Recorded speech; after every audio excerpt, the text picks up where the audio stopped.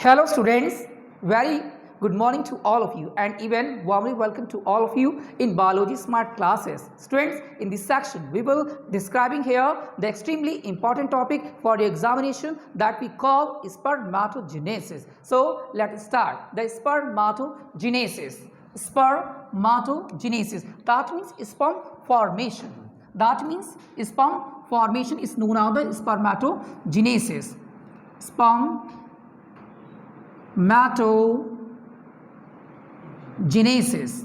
Genesis word indicate for the formation. Students, आज के class में हम लोग डिस्कस करेंगे स्पर्मेटोजेनेसिस के बारे में. स्पर्मेटोजेनेसिस मीन्स क्या होगा कि स्पर्म का प्रोडक्शन, कि स्पर्म का फॉर्मेशन कैसे होगा. तो ये स्पर्म क्या होता है, एक मेल गैमेट सेल होती है. मेल गैमेट सेल है ये. तो इस सेल का फॉर्मेशन कैसे होगा जिसके बारे में हम लोग आज स्टडी करेंगे. Male gamete cell, male gamete cell. तो मेल गैमेट सेल का फॉर्मेशन आज हम स्टडी करेंगे जिसे हम स्पर्मेटोजेनेसिस कहते हैं. स्टूडेंट्स, स्पर्मेटोजेनेसिस का जो प्रोसेस होता है वो सेमिनिफेस ट्यूब्यूल्स के अंदर से स्टार्ट होता है. तो जो सेमिनिफेस ट्यूब्यूल्स होती हैं वो टेस्टिस के अंदर, टेस्टिकुलर लोब्यूल्स के अंदर सिचुएटेड होते हैं. तो ये तो मैंने आपको लास्ट क्लास में बताया था और आज हम थोड़ा सा डिटेल लेंगे कि सेमिनिफेस ट्यूब्यूल्स के अंदर से कैसे स्पर्मेटोजेनेसिस का प्रोसेस स्टार्ट होता है. तो spermatogenesis process takes place inside the seminiferous tubules with the help of germinal epithelium cells. कहने का मीन्स है कि जो स्पर्मेटोजेनेसिस का प्रोसेस है तो ये प्रोसेस सेमिनिफेरस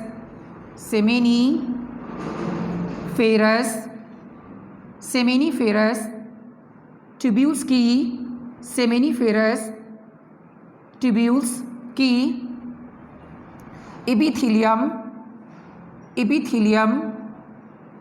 एपिथीलियम जर्मिनल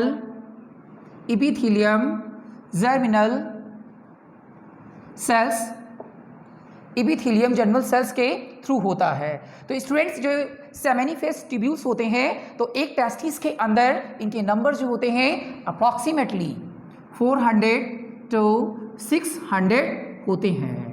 और मैंने आपको बताया था जो हमारा सेमिनिफेस ट्यूब्यूल्स होता है तो सेमिनिफेस ट्यूब्यूल्स की वॉल में 3 लेयर्स पार्टिसिपेट करती हैं. दैट मीन्स क्या कि सेमिनिफेरस जो ट्यूब्यूल्स बनेंगे तो उनकी जो वॉल बनेगी तो उसकी वॉल के फॉर्मेशन में 3 लेयर्स पार्टिसिपेट करती हैं. फर्स्ट लेयर जो होती है वो आउटर कैप्सूल बनाती जिसे हम ट्यूनिका प्रोपिया कहते हैं. जो मिडिल वाली लेयर होती है उसे हम थिन होमोजेनस बेस में मेम्ब्रेन कहते हैं. एंड फाइनली जो मेन लेयर होती है जो कॉम्प्लेक्स स्ट्रैटिफाइड एपिथेलियम की बनी होती है. तो अब जो स्ट्रैटिफाइड कॉम्प्लेक्स एपिथेलियम है तो उसके फॉर्मेशन में दैट मीन्स क्या कि जब वो पूरी कंप्लीट बनकर तैयार हो जाती है तो उसमें मेन 2 सेल पार्टिसिपेट करती हैं. तो इसकी जो फर्स्ट सेल होगी जिसे हम बोलेंगे germ cell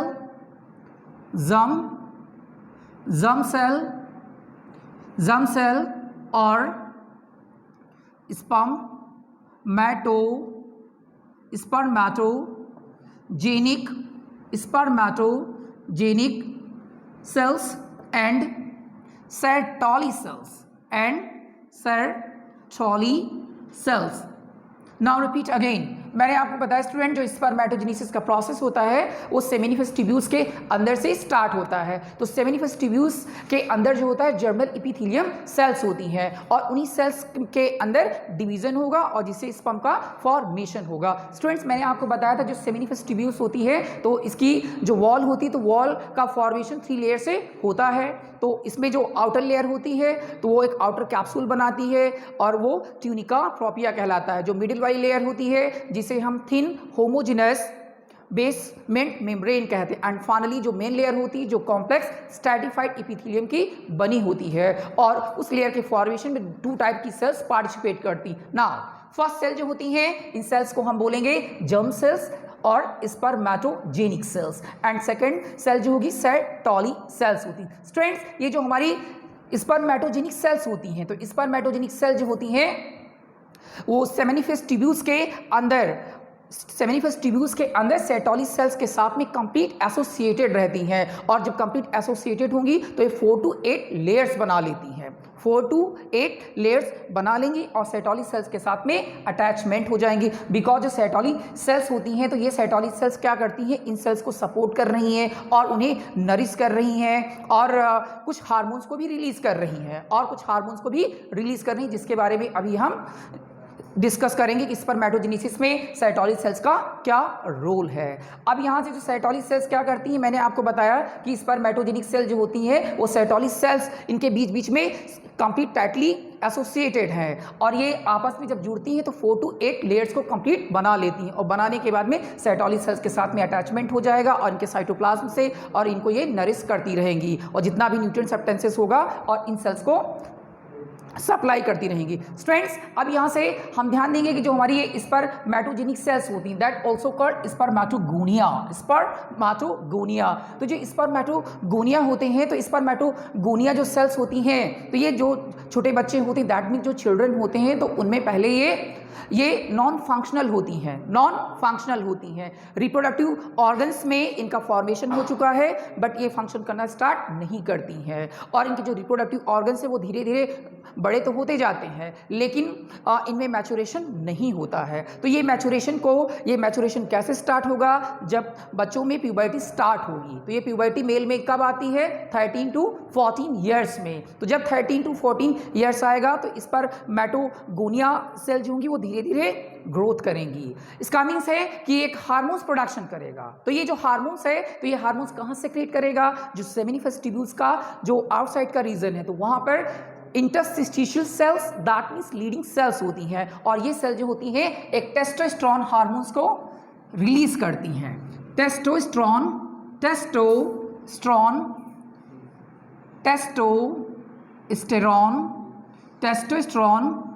hormone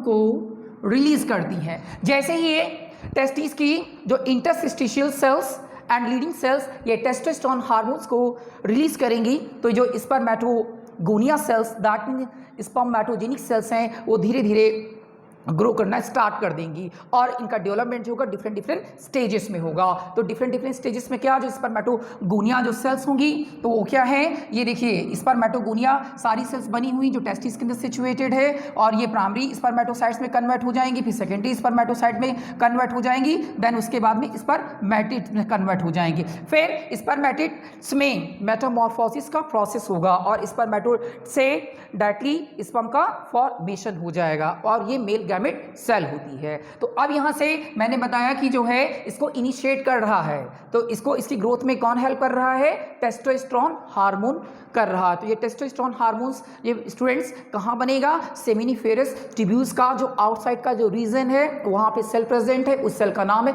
interstitial cell या लीडिंग सेल। तो उस लीडिंग सेल से टेस्टोस्टेरोन हार्मोन्स रिलीज होगा। जो spermatogenic cell that mean spermatogonia cell वो धीरे धीरे ग्रो करना स्टार्ट कर देंगी। जब ग्रो स्टार्ट होगा तो मेल की जो प्यूबर्टी होगी स्टार्ट हो जाएगी और उसका सेकेंडरी सेक्सुअल कैरेक्टर जो होगा वो हमें दिखाई देने लगेगा। अब यहाँ से हमें सेकेंडरी सेक्सुअल कैरेक्टर के बारे में नहीं जानना है, आज हमें केवल डिस्कस करना है स्पर्मेटोजेनेसिस के बारे में। स्टूडेंट जो हमारा ये टेस्टोस्टेरोन हार्मोन्स होता है तो टेस्टोस्टेरोन हार्मोन्स का फॉर्मेशन कैसे होगा, तो टेस्टोस्टेरोन हार्मोन्स हमने अभी बताया कि सेमिनिफेस ट्यूब्यूल्स की जो लीडिंग सेल्स हैं दैट मीन्स इंटरस्टिशियल सेल्स वो इसको सेक्रेट करती हैं। सबसे पहले यहाँ से हार्मोन कैसे रिलीज होगा, जो हाइपोथैलेमस है,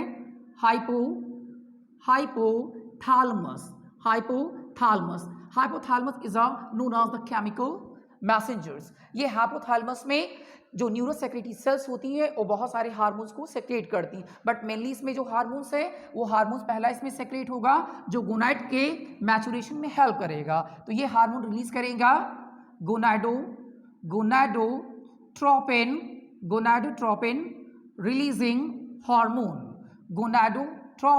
releasing hormone. Students now I repeat, मैंने बताया कि जो हाइपोथैलेमस होता है तो ये हाइपोथैलेमस क्या है, ये बहुत सारे केमिकल्स को बना रहा है दैट मीन बहुत सारे हार्मोन्स को प्रोड्यूस कर रहा है with the help of neurosecretory cells. तो ये सेल्स क्या करती हैं, हार्मोन्स को प्रोड्यूस करती हैं। तो ये हार्मोन्स कौन सा बनेगा, गोनाडोट्रोपिन रिलीजिंग हार्मोन्स, जिसकी वजह से गोनाड्स गोनाड धीरे धीरे ग्रो होंगे और लास्ट में वो मैच्योर हो जाएंगे और ये कंप्लीट फंक्शन करना स्टार्ट कर देंगे। तो ये जो गोनाडोट्रोपिन हार्मोन्स है तो ये सीधे ये ट्रिगर करेगा anterior part of the pituitary को, interior part of the pituitary को। तो ये पिट्यूटरी ग्लैंड के इंटीरियर, पिट्यूटरी ग्लैंड के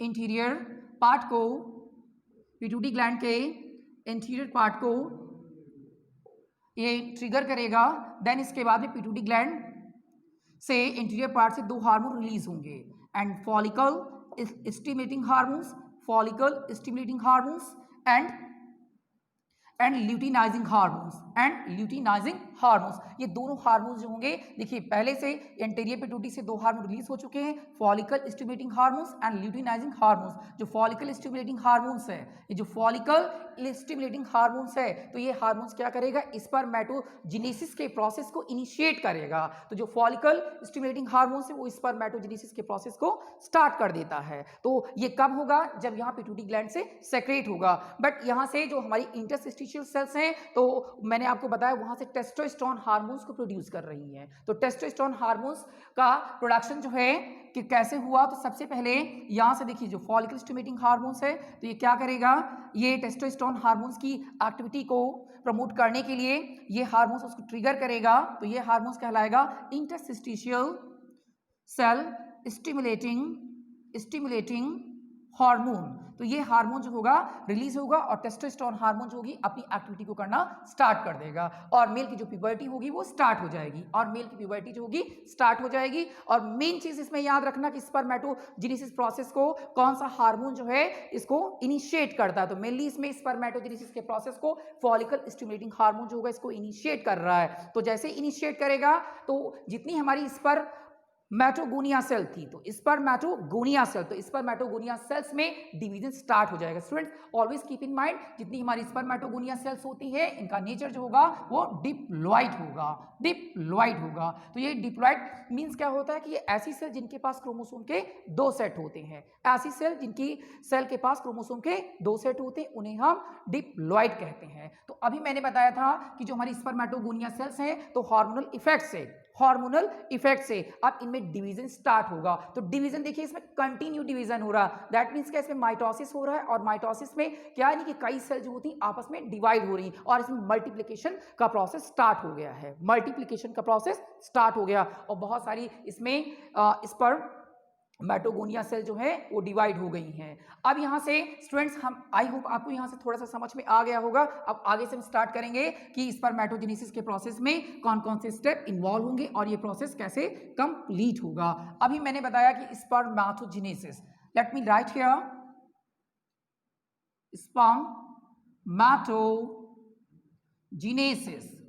spermatogenesis process is the formation of sperm, that means male gamete।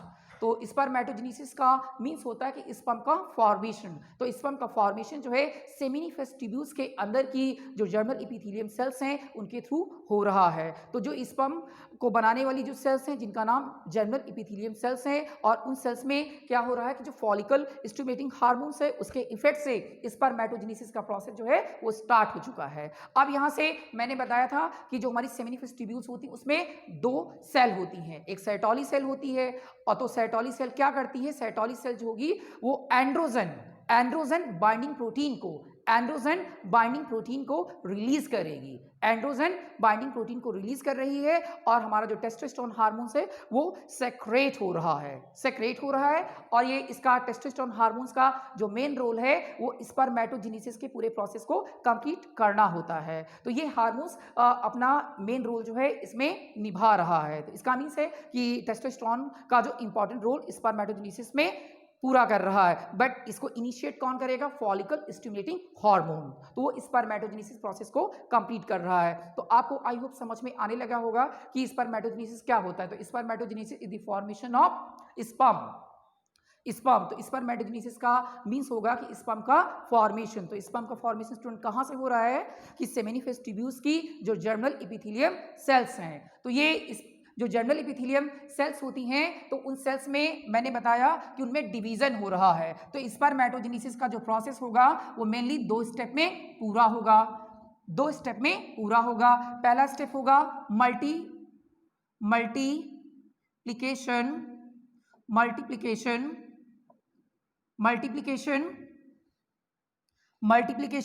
And second होगा Metamorphosis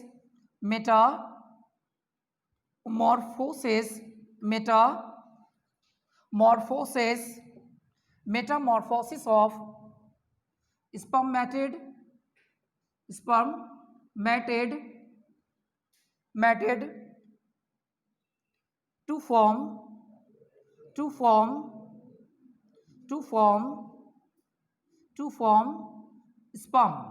to form sperm। Students ध्यान से सुनिएगा कि स्पर्मेटोजेनेसिस का जो प्रोसेस है दैट मीन्स क्या, स्पर्म का फॉर्मेशन। तो स्पर्म का जो फॉर्मेशन होता है तो ये कैसे हो रहा है जिसके बारे में हम लोग जान रहे हैं और आज इसके बारे में स्टडी कर रहे हैं। तो स्पर्मेटोजेनेसिस का जो प्रोसेस है वो दो स्टेप में मेन कंप्लीट हो रहा है। फर्स्ट होगा मल्टीप्लिकेशन स्टेज और दूसरा होगा metamorphosis of spermatids to form sperms. तो इसमें स्पर्म कैसे बनेगा, तो देखिए जो हमारी ये स्पर्मेटोगोनिया सेल्स हैं, तो स्पर्मेटोगोनिया सेल का जो मैचुरेशन है ये 74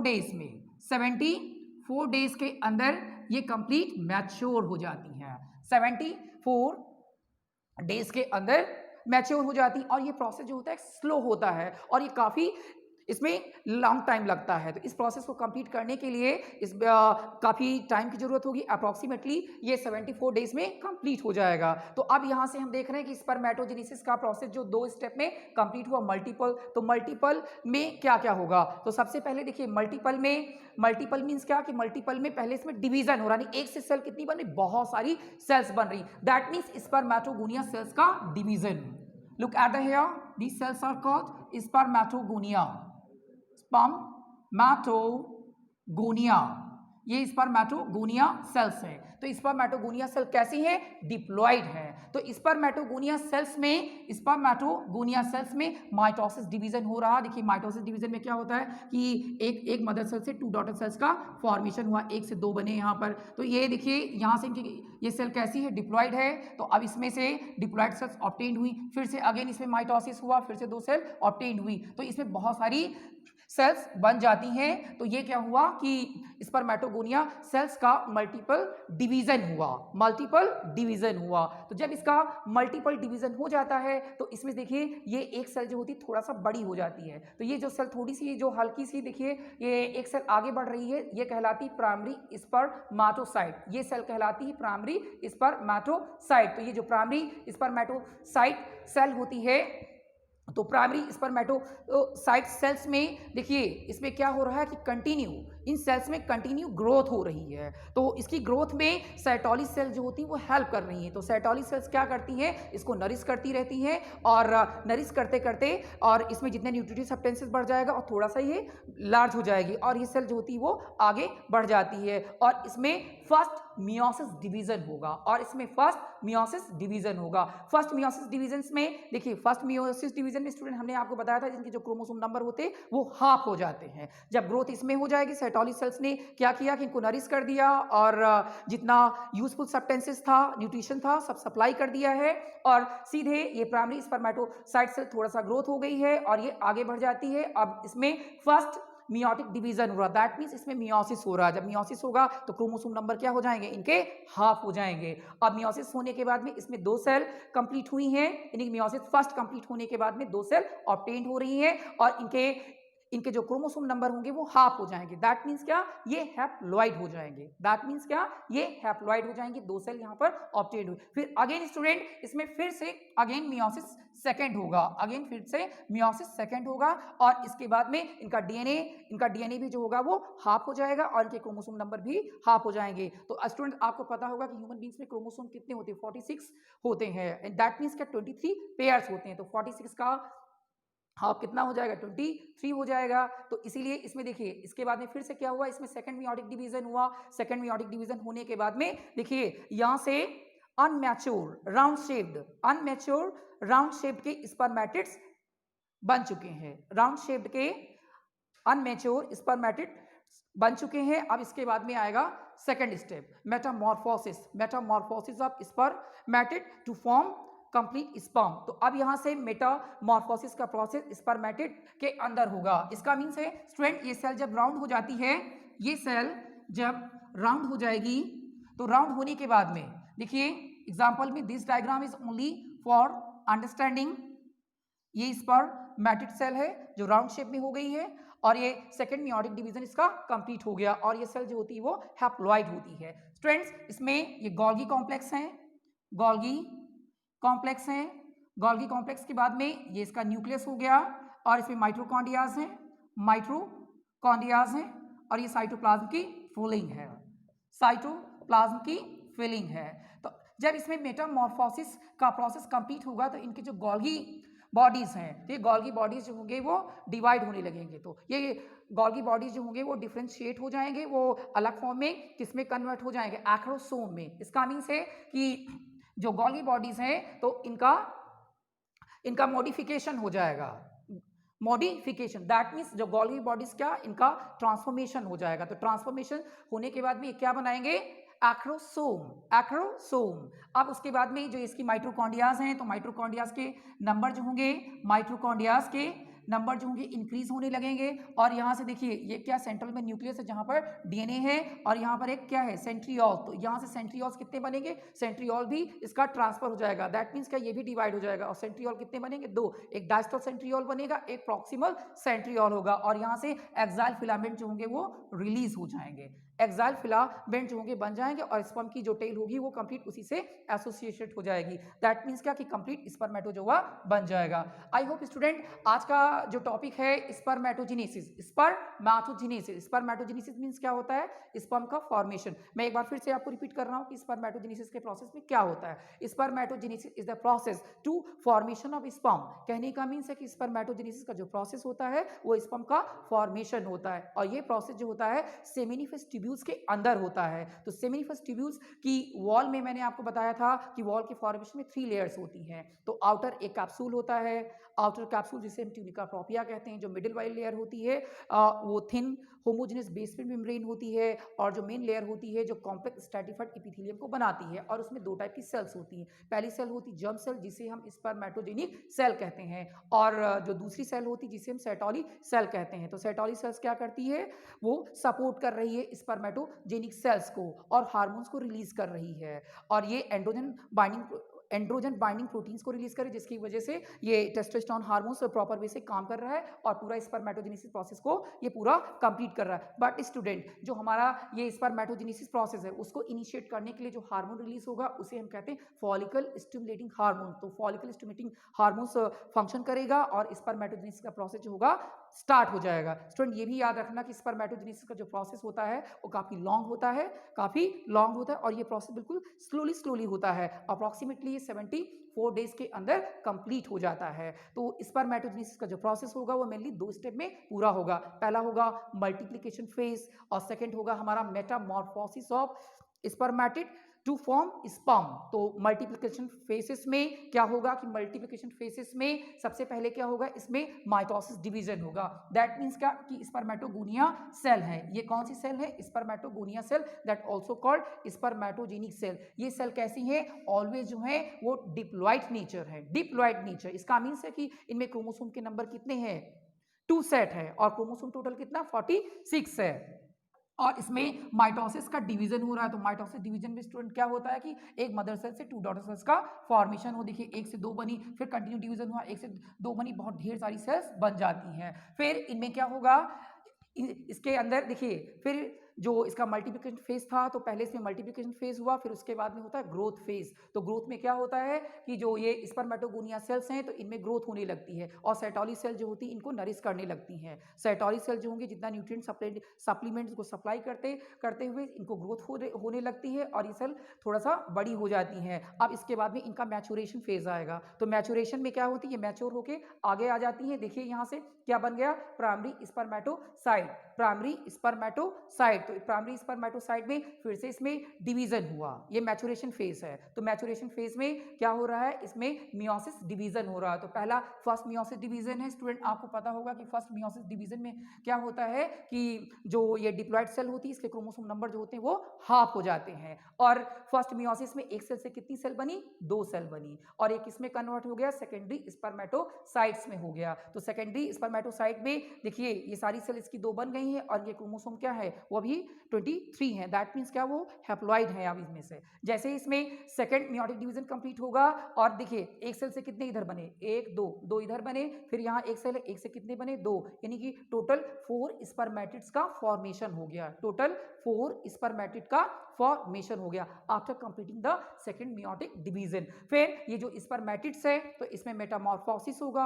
मेटामॉर्फोसिस मींस क्या कि स्पर्मेटिड जो होते हैं वो राउंड शेप्ड सेल होती है, वो अनमैच्योर सेल होती हैं। तो इसके अंदर क्या है, गोल्गी बॉडीज हैं, न्यूक्लियस है, सेंट्रियोल्स है, माइटोकॉन्ड्रियाज हैं। तो पहले इसमें जो गोल्गी बॉडीज है उनका मॉडिफिकेशन होगा और ये एक्रोसोम में कन्वर्ट हो जाएंगे। फिर माइटोकॉन्ड्रिया के नंबर इनके इंक्रीज हो जाएंगे, फिर माइटोकॉन्ड्रियल शीट बनाएंगे। देन उसके बाद में जो इनका सेंट्रियोल होगा वो भी डिवाइड हो जाएगा और सेंट्रियोल 2 हो जाएंगे, एक डायस्टल हो जाएगा, एक प्रॉक्सिमल, और वहां से एराइजिंग करेंगे एक्साइल फिलामेंट और कंप्लीट स्पर्मेटोजोआ बन जाएगा। ये सारा पूरा प्रोसेस जो स्टूडेंट है ये स्पर्मेटोजेनेसिस का है, जो एग्जाम के लिए एक्सट्रीमली इंपॉर्टेंट है। सो आज की क्लास को हम यहीं से ओवर करते हैं। अगर आपको कोई इसमें स्टेप नहीं समझ में आया होगा तो आप इसको 1-2 बार फिर से देखिएगा। Bye bye and take care, have a nice day.